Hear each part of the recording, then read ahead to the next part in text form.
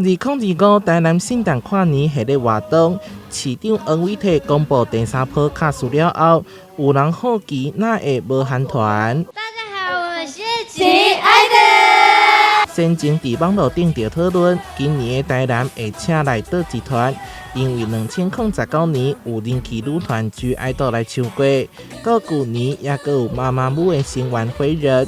一档比一档更较好，大家拢相当期待。又有彩蛋出来啦！这次的彩蛋不是最好，还有更好。我觉得其实 even better，even 来咯。这回透过采两个方式宣布，韩国超人气天团 even 确定将伫12月21来到台南的圣诞演唱会。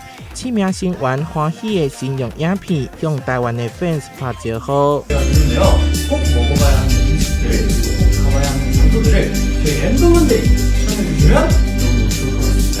네, 저희가 타이난을 찾아가는 이유는 무엇보다 여러분들에게 멋진 무대를 선물하기 위해서잖아요.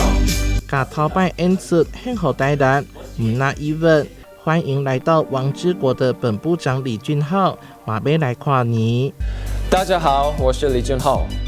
타이난 팬 여러분 잘 지내고 계신가요? 伊是 2PM 的成员，高唱歌佮高演，伫世界各地有超行人气。